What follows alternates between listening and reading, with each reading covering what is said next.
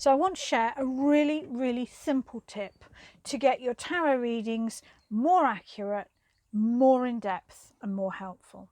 And that is when you've put your cards out, and I never do a 1 card reading, 3 or 9 cards I really like.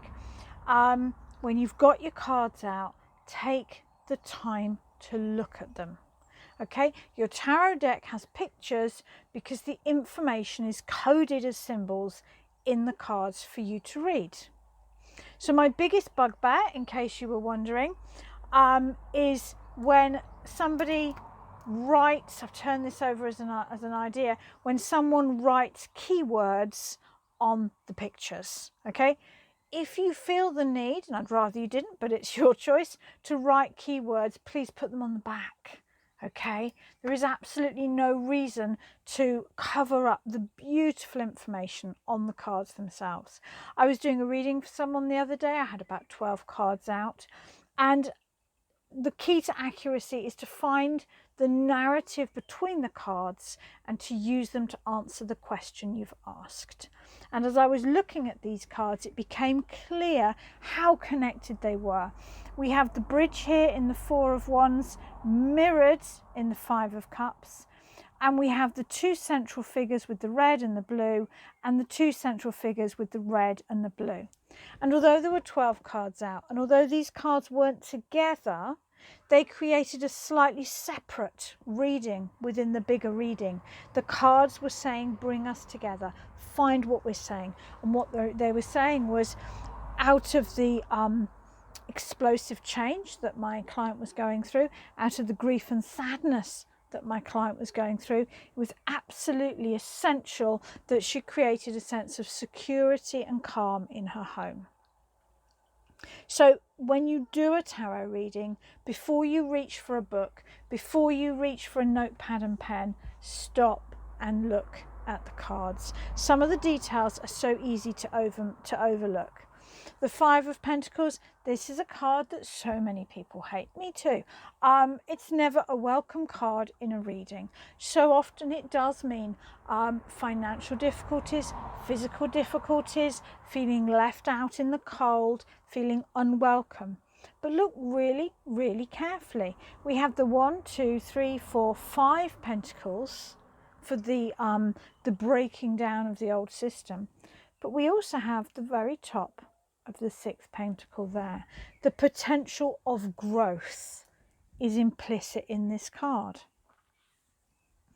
One of my favourite details that I'm going to share with you is one of my favourite cards, the 7 of Wands. Have a look really carefully. If you can't see carefully on your screen, get your deck out and have a proper look. This man is wearing a boot and a shoe. Okay? In some printed editions of the Rider-Waite, it almost looks like a smudge, or that it's just an odd detail. But actually, if you look carefully, it is a shoe and a boot. Now, Pamela Coleman-Smith, we know, worked as set designer for Shakespearean plays, and this is clearly a reference to Mercutio from The Taming of the Shrew, who arrived to marry Kate in mismatched clothing and is specifically listed as wearing a boot and a shoe. His intention, poor man, was to tame Kate, to tame the shrew, because back then a willful woman was seen as a shrew.